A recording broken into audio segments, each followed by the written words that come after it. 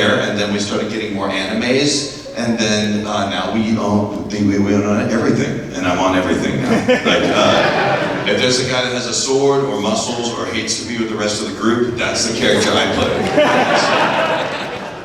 And you probably wanted to actually do something, so here, have a seat. It's all gone so well. No, keep it for your bag. I'm gonna get my steps in. Oh, wow. This is gonna be good with everyone. I figured just put the hands in the air. I'll take on like a section at a time, and we'll just roll through it. Oh, I don't like questions, you know? Oh, word. Yeah, because if they ask questions, they can ask anything.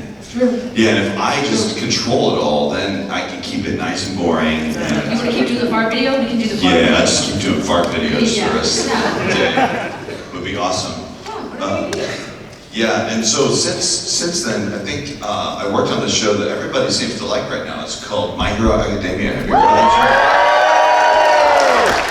But I don't know if we're supposed to talk about this because I think this panel is called VIVA VEGETA for some reason. Over there!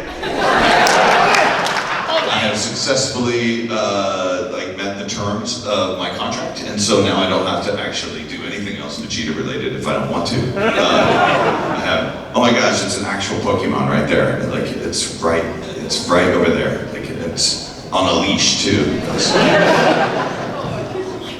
Yeah, it's really cute. Sorry, now it's super distracting.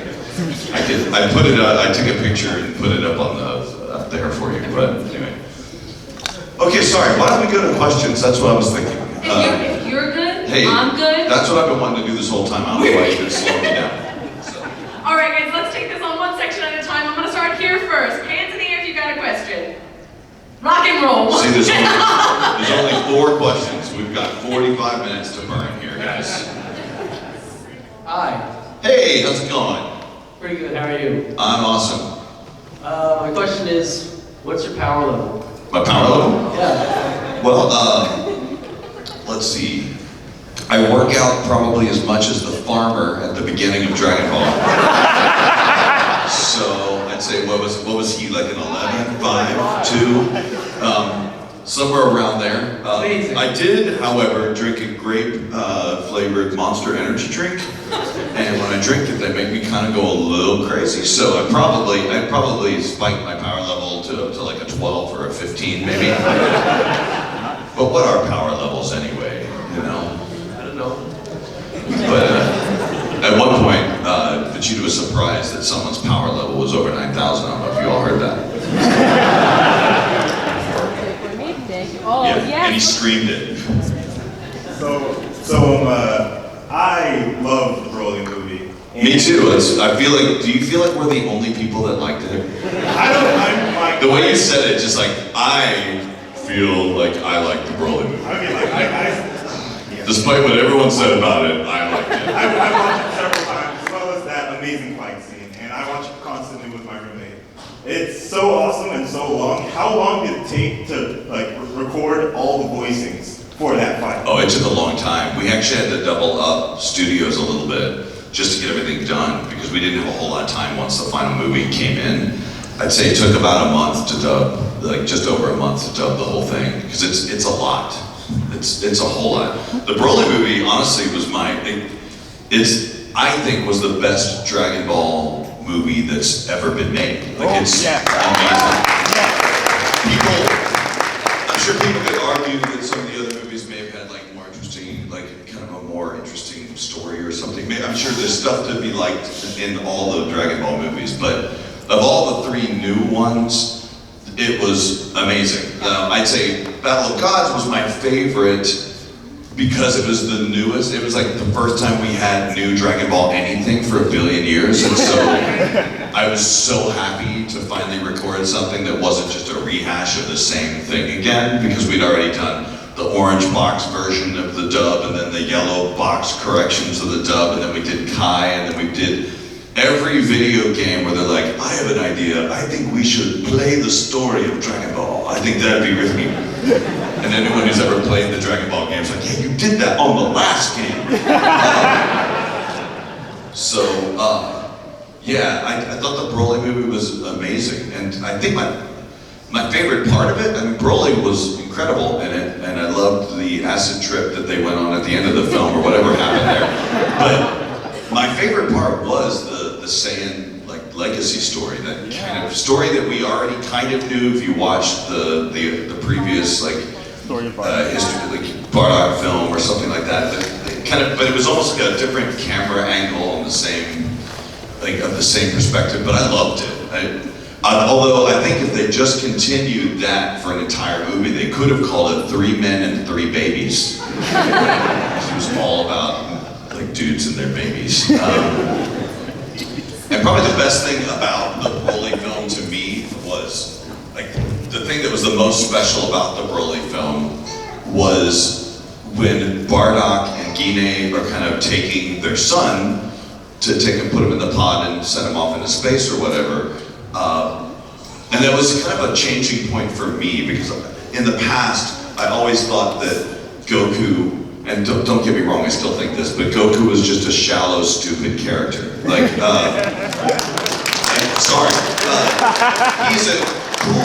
he's cool, and everyone who wants to work out can work out and watch him get stronger and all that good stuff.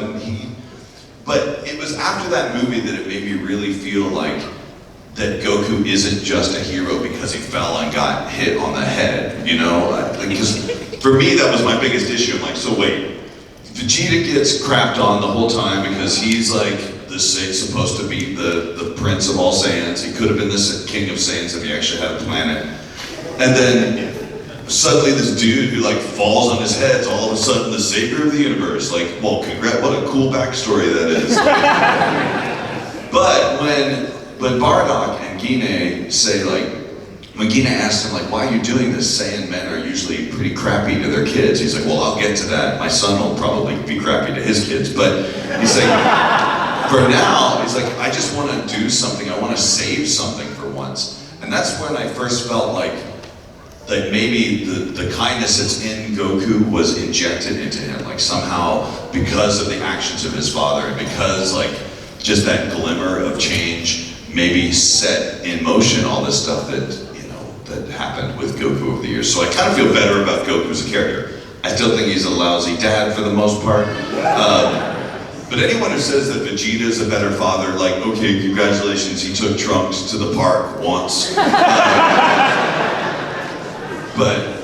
And it's also funny that people are like, Vegeta's such a better guy than Goku. I'm like, well, let's be honest here. Like he's awesome now because he's had a great change, and he reminds us a lot of like us as humans, because we humans can like, you know, adapt, and we can change, and we can become better people, and that's what makes Vegeta so freaking awesome. But we do have to remember that he like killed Nappa just because he was sort of bored with him or whatever. It's like, you're not strong enough. Bam! I'm sorry. See that? And he like eat his enemies and stuff like that. We've forgotten that he could like destroy plants and just ate the bugs on planet Arlia or whatever those things were. But anyway, I'm just gonna keep rambling. If you don't stop me, you better stop me. Good question, by the way. However, one last thing. I'm not gonna point him out, but there's somebody in this room whose name is Broly. Like his actual name is Broly. He's 12. I don't want to look in his general direction because I'll out him, but I think he's either 12 or 13, but his actual name is Broly, and it's kind of awesome. So, round of applause to the kid named Broly. His parents thought that they were going to name him something that's kind of obscure, because not everybody knows what Broly is, but now everyone knows what Broly is. So. We're going to come over here.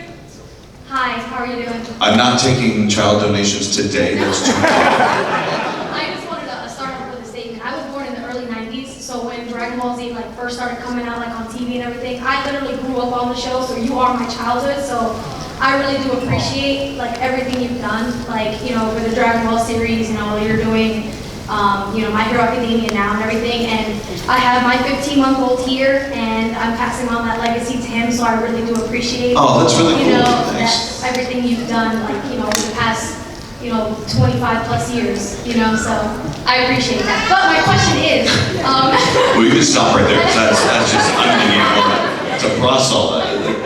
Seriously though, it has been awesome though. It's, in a lot of ways, like, if this were any other role and you had said that, I would have been like, oh, well, you know, you're welcome. I mean, I just was lucky enough to get this role and I just came in and talked. But actually was very hard. Like working on the show was super hard. If not just the crazy deadlines we had back in the day, the fact that they didn't really pay us much of anything to do it back then, and it was exhausting on our throats. I'm lucky I still have a voice. But I really do appreciate it because we worked really, really hard on it. I'm glad that We people... appreciate you, Trevor. I can speak for probably everybody in this room that we appreciate you. Not him though. He just shook his head. He said, "No, I don't believe you." But my question is, Sure. we were talking about how Vegeta, evolves as a character, obviously from, the Saiyan Saga all the way to now Dragon Ball Super and in the Broly movie. How do you feel as you voiced him over the years, how he's changed? Like, for example, he really didn't care about Bulma or Trunks or anything, and now in Dragon Ball Super, you can see that he has that love for them. Like, what did you do to my Bulma? You know what I'm saying? And him taking Trunks there, and then in the Broly movie, Goku's like, oh, how would you feel about Bulma and Bulma? And he's like, oh, don't guilt trip me. So how is you as a person who voices that? How has that affected you, I guess, over the years? Well, I mean, it's been cool because when we first started working on Dragon Ball, and I probably said this in a panel before, every panel before, we literally had no internet connection. There was no like fan dubs that you could watch or fan subs or anything like that. There was just no information out there. So we basically, all we had was like the couple of books of manga and like the videotapes that we had, and we didn't even have the episodes in Japanese. We originally had the episodes in Spanish. So I didn't even know what their voices sounded like or anything like that. We didn't have all this. So as I was voicing Vegeta, I was sort of growing up. Like I was learning things about him as it was happening. So when Vegeta became a Super Saiyan for the first time, it was like really exciting to me because I didn't know that was gonna happen. Like I didn't have have all of the volumes of the manga to read. We just were sort of playing it by ear and just going along. So as Vegeta has developed over the years, it's been really awesome to see him change. It's also been really awesome to see how jealous Sean Shemmel, the voice of Goku, has gotten that Vegeta has become such an awesome character and Goku just still likes to eat and ignore his children. So he's told me many times, like, man, I wish I played Vegeta. He gets all the good lines, he gets all the good scenes, he has all this change. And Goku, every time the people ask me to do an impression, I have to make my eyes really wide and go like, hey guys, how's it going? So, yeah, it's been amazing when he finally cares for his wife, when he cares for his children. That's the sort of stuff that's made Vegeta such an amazing character. I think that's why people like him. I think that's why Akira Toriyama keeps using him so often, because he's a fan favorite, people love him, he's just a good dude, and everything that happens to him is awesome. It'd be interesting, and I'm hypothesizing here because I'm telling you, I can pass a lie detector test here. I know nothing about any new Dragon Ball series or anything that might be happening, but hypothetically, if they were to continue this series from like maybe the end of the movie or something like that, it would be interesting to see how jealous Vegeta gets of Broly, because it seems like Goku's got a man crush on somebody else now. And Vegeta's like, what about me? We used to trade. He's like, oh, I just want to trade with Broly now. I'm sorry, I didn't want to, I yelled, I made your child cry, sorry. But thanks, that's a good question. Like, he's the best dark character in the show. He's really freaking good. And I think that's why we all like him. We can all make fun of him. He can take a joke, sort of.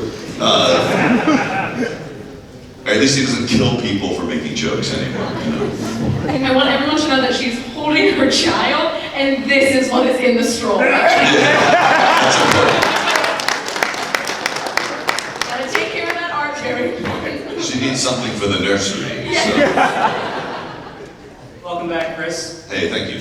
I got two quick questions. The first one is, the Broly movie kind of brought up an issue of, it broke with the original canon for it. I wonder what kind of discussion went into changing the storyline to bring him back as this new and admittedly epic character. But I just want to know what the thought process went into making this new movie for him. I don't honestly know. Because when we first got we got the initial script in, actually, we hadn't even gotten the script in yet. I was just told, hey, Chris, Broly's gonna be the villain in the new movie. And my initial reaction was, oh God, seriously? Really, can Akira Toriyama not come up with a new villain? It's like, there's nothing more creative he could do. But then when we got the script in, I was like, oh my God, this is perfect. This is a great idea. Like, I called it like, they're basically Spider-Man the movie, where they're like, hey, there's never been another Spider-Man movie. This one's the real Spider-Man movie. So I like what they did with it though. They gave Broly a more character. They kind of developed him a little bit more. He had 12 lines, which is impressive, yeah. That's good. Boss ear, ba like ear, I wear boss ear on chest. But who knows? Maybe if they continue it. And again, Toei would even kill me for insinuating that I know anything because I don't. In fact, they specifically called me to say, there is nothing. I'm not even joking, and I'm not confirming that there was nothing either. I think they just, I think they'd be crazy not to continue the series. Like, I'm not calling Toei crazy, but they could be if they didn't continue the series. But yeah, I don't know what their thought process was for bringing him back, and bringing him back in the way that they did, or changing him. It's my understanding though, and I think there are probably a lot of Dragon Ball fanatics in here that would probably tell you, from what I've read, is that Akira Toriyama didn't have a whole lot to do with the other film, and so he said, no, I want to tell the story the way I would like to tell the story. And they're like, oh, okay, you created this thing, so whatever, I guess so. And I'm really happy with the way he told it. The thing that's interesting about the Broly movie that I liked is you get to see Vegeta like after Super, or after what exists of Super. Which many of you who are watching the dub haven't even gotten to the end of it. But it doesn't even matter. To me, it's interesting to see how Vegeta treats the fight with Broly now compared to the way he did when they first made the movie, where he's like peeing his pants the entire time. It's like almost irrationally, like, oh my God, he's so strong, I'm going to cry. But he was so much more mature in this one. They show up and they're like, they killed your planet. Like, your dad was mean to me. I hate him. And he's like, whoa, bro, that's not my problem. And whereas old Vegeta would be like, what did you say? I'm going to fight you and explode your face, or whatever. So he's so much more mature in the film, and I kind of like that about him. And I thought that his fight in the Broly movie was hands down the best fight in the movie, because his was like really deliberate, really cool. The movements were a little slower and really perfect. I think you could slow it down and see how well they animated the martial arts in his scene. And then Goku shows up and he does some sort of Jedi mind trick that nobody knows what the heck that even was, where he's like holding Broly in place. And then they all take LSD, and then whatever happens, and they become one person, and they're fighting in front of a screensaver, and I have no idea what was happening there. But so frankly, I thought like Vegeta's fight was pretty darn cool, and he kind of won, really, sort of. I mean, if Broly had done what he did, in case there's one person out here that hasn't seen the Broly film, so. Oh, sorry, Tim, sorry. Guess what, Vegeta and Goku don't die. So. Can't say the same for Broly, though. Chris, you good? Oh, yeah, I'm done. You had a two-part question. Well, my second question was, for those that aspire to be voice actors, what would you recommend as beginner, intermediate, and advanced to getting into it? Beginner would be to just, let's see. Beginner would be to do a lot of research and decide whether that's something you really want to do, because it's a really hard road to travel, because a lot of people want to be voice actors. Intermediate would be like, get some recording equipment and start learning how to record yourself at home. Just practice, just practice reading stuff, or find friends who are animators and make stuff and voice stuff. Because right now, the world kind of really rewards creators more than anything else. Like, back when I started, there were a lot of lucky breaks, like, hey kid, you've got a super deep voice. I'm like, yeah, I do. And he goes, you know, you should do some voiceover work. I'm like, oh, that sounds cool. I'm like, come on my place, we'll do some voiceover work. I'm like, yeah, that's awesome. And then, you're on Dragon Ball. I'm like, wow, okay.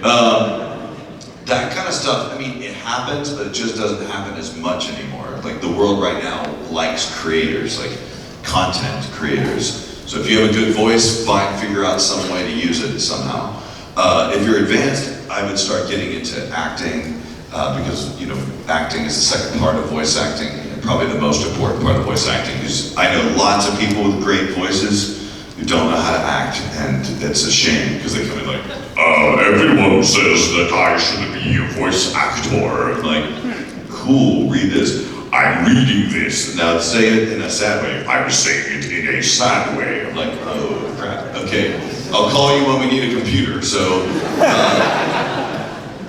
So yeah, that's important. And then once you're really, really serious about it, you gotta move to a market where, you know, voice acting happens, and get some classes, some training and stuff like that, and just good luck, man.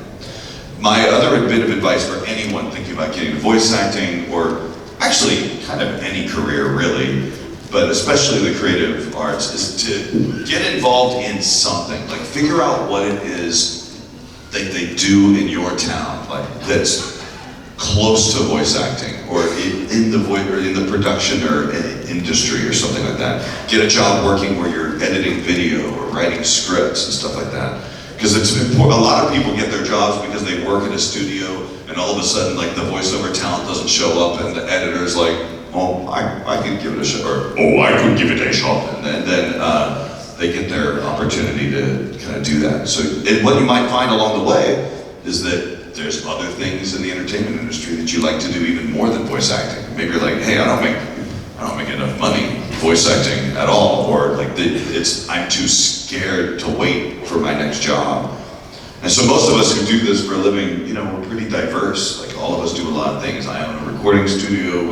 I do music and sound design, and I'm a producer. So just kind of be as diverse as you possibly can.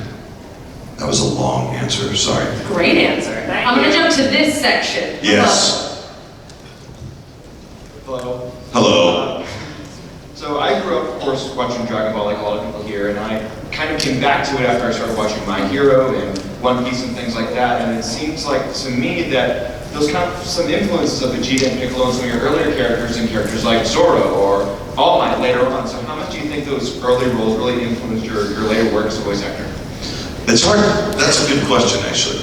I think the early stuff that we were doing, it was, again, very early in our careers, too. It's like, Dragon Ball was literally the first animated thing I ever did. I was a very, very lucky break to get as a first job.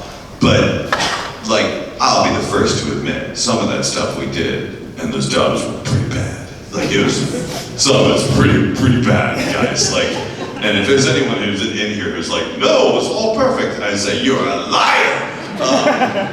Because we did some really bad stuff. Like, we didn't necessarily know what we were doing. So, in many ways, like, I think, it wasn't that my own voices influenced my voices that I do now. I'd say that working with other actors, because I've been lucky enough to be a director for so long, but working with amazingly talented people like Laura Bailey and Colleen Klinkenbeard and Travis Willingham and so many great, Kent Williams, Arbors Elliott, and all of these great actors that came into the show. As a director, as a guy who just basically was sort of making it up as he went along, I learned so much from watching them do what they do. Eric Vale is another example of a really great actor that we met kind of early on. So a lot of those people have influenced me along the ways, and I've kind of picked up a lot. But after dubbing for a long time, it's a skill that takes a while to figure out how to do. But once you get really good at it, I can watch the screen, and I'm not even looking for the necessarily as to whether it exactly fits in the mouth or not, because I can instinctually do that. I'm now looking for things like, how is his head like moving, or does he squint his eyes during part of the line, or does he pick up something during the read? And I'm trying to add additional things into my acting and my dubbing that makes it even like more realistic, or I don't know. So I think really just kind of age and experience has influenced kind of what I'm doing now. And All Might is he's sort of an amalgamation of all of the stuff I've ever done. I feel like All Might is a role I got by training on all of these other roles that I've done. I think because he's such a challenge. He's really big, like Alex Louis Armstrong, and he's really injured a lot, like any Dragon Ball character. But he's just such a great, like, and I know this is a Vegeta panel, but I was trying to compare earlier, like, someone's like, you said you like Vegeta, it's like you said, I said in a tweet somewhere that All Might's been kind of a role of a lifetime. And someone's like, how could you say that? You've been working on Vegeta for 20 years. I'm like, but true, he's in his own category of it. Like, that's like comparing like a Mickey Mouse episode to Walking Dead or something. It's just not, you can't make the right comparison. All Might and My Hero Academia is a brand new show they're using brand new technologies and really hip writers who've grown up on anime and understand Western culture really well. So it's just not a fair comparison to say one or the other. Vegeta's been the most epic character that's changed my entire life, but All Might has definitely been the biggest acting challenge and is the most beautiful show I think I've ever worked on, like a beautiful shonen, at least. I think I answered about 5 questions that you didn't ask, but you're welcome. Yes. I actually had a 2-part question too. You kind of answered it, but I would say, who would you enjoy playing more nowadays? Yami from Black Clover, or All Might from Oh, well, again, All Might, every time I go in there, I know it's going to be, like, there's a really high probability that it's going to make me want to cry. And this is a new experience of mine. I didn't know what crying really was. Because crying is something I did when I was a kid and it got hurt, and then somehow was taught never to do that. And then once I had kids of my own, like, I think I'm making up for all of that. Like, I'll see, like, I literally just saw some Instagram video of some kid trying to karate chop a piece of wood with his foot or something like that. And I welled up with tears at the end. I was like, what is wrong with me? But I don't even remember what the question was. But yeah, there's a high probability of it being a really, really emotional session and something really challenging. However, so that's the session that I know I'm going to do the best acting work on. But getting to play Yami, do you any of you watch Black Clover or anything like that? Yeah. Black Clover is awesome because I have the most fun working on that show. Because he's literally like, hey, what's up guys? I'm just gonna come in, take a dump, and then tell you guys to push back past your limits and stuff. And he gets to say stuff to people that you would wish you could say, but you can't. Like, he just makes up a nickname for everyone. He goes like, hey, what's up, ugly face guy? And so I love, and the director that works on that show, his name is Chris George. I've known him for a really long time, and he laughs really big, and he loves what he does, so I like going in for those sessions too. Anyway, those are my 2 favorite shows I work on right now, other than Dragon Ball Super, of course. My second question was going to be, I guess, do you enjoy playing All Might or Crack Might more? But I guess you kind of just answered that. Like, obviously All Might after he's injured more. But oh man, there's something about the dichotomy of playing both of those characters that makes that character so much fun to play. Because I don't think I would like it if he was always really big. Because while that's really fun, it's also really artificial too, you know? I like how genuine he is when he's in his kind of less might or no might or whatever form. We need to come up on a universal name for him because nobody knows what to call him. But some people, I was like, small might, and everyone's like, no, that's Deku. I'm like, okay, shut up, I'm sorry. There's no name that I can call him that won't offend somebody in this room, so. I hope this is a quick question, but you've done literally a wide repertoire of just about every role out there, from sports to shoujo to shonen and action. Aside from like the obvious joy you get out of action and shonen anime, what have been some fun roles titles and fun genres that you've worked on? Oh man, I don't even know what genre these qualify as, because they should just be called like on crack genres, because they make no sense whatsoever. But there's 2 shows that come to mind, actually 3. One is Panty and Stocking featuring Carter. I love that show, man.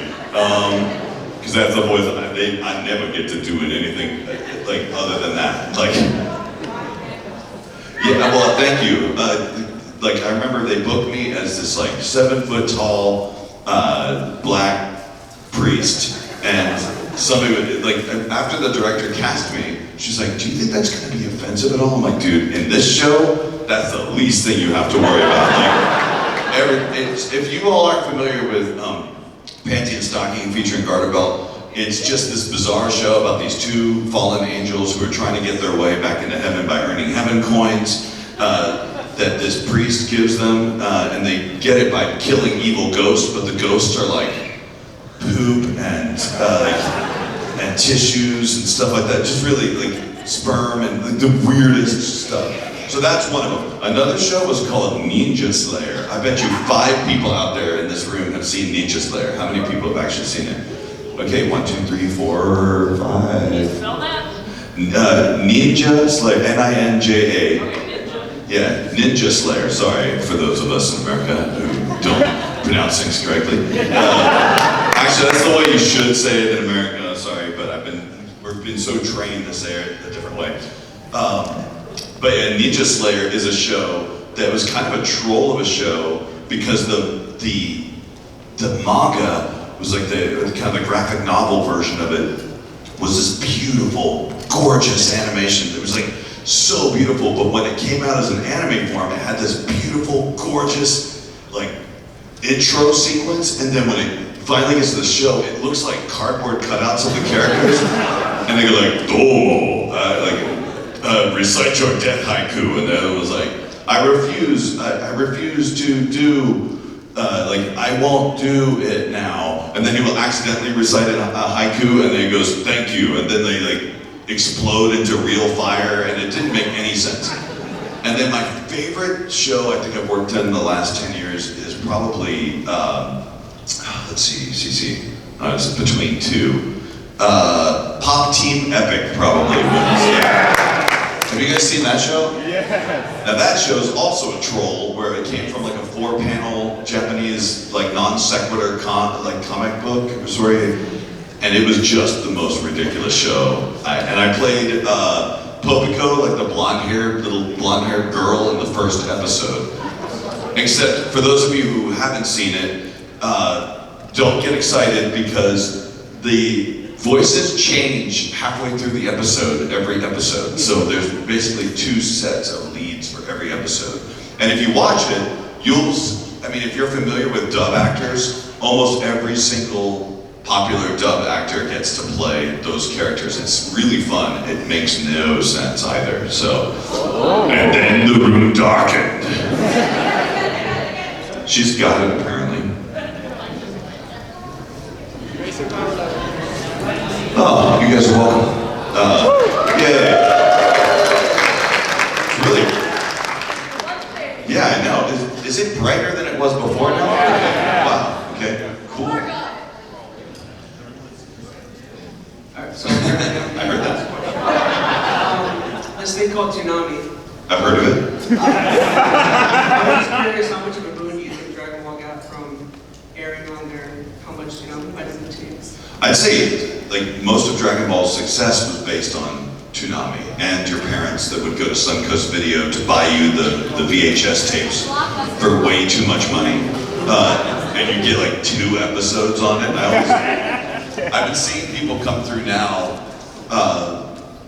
Seeing people come through now that have been fans for a long time, and they'll come with their mother or father. I'm like, so.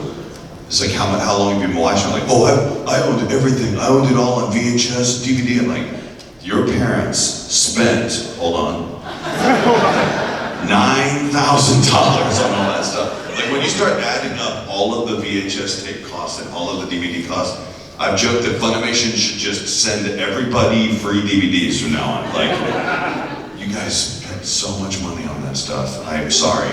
And I didn't want to, like, I got copies of the VHS tapes, and I never wanted to throw them away. And so I would use them, like, in a kitchen, if we had, like, a higher shelf or something, and I would just stack stuff on top of it, if you couldn't see it otherwise.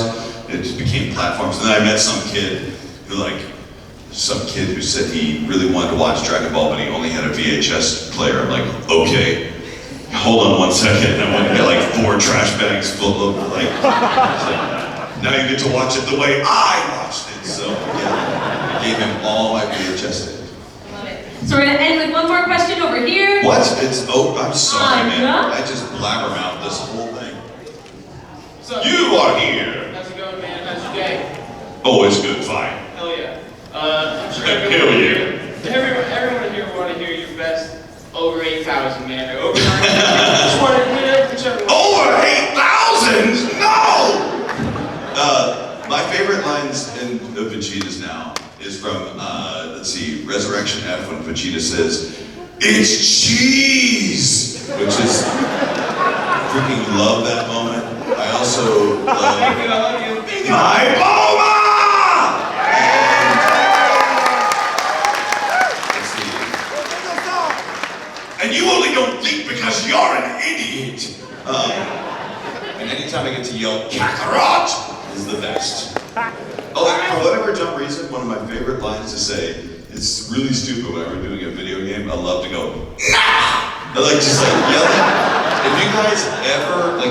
If you ever are like want to stop swearing when like you stub your toe or something like that, and you don't want to say a curse word, just scream Nappa in place of whatever happened. And I'm telling you, it works. Like I've done it now. Like if I ever stub my toe, I'm like Nappa.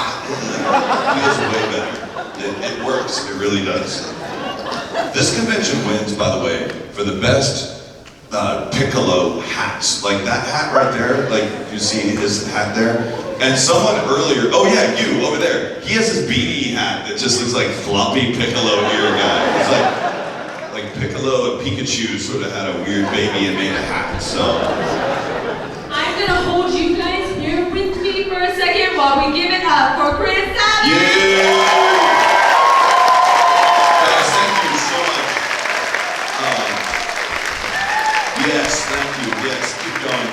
Yes, yeah, I love it. Love it. Let's see.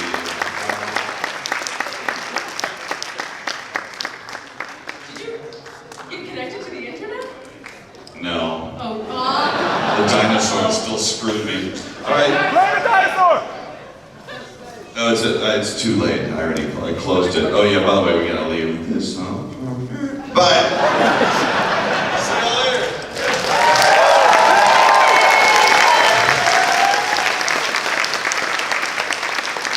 I guess one last thing. If you still needed me to scribble on your Gokus or something like that, I am gonna go back down to the floor for a little while longer, and I'll stay as long as people are there. So catch you soon, guys. Bye.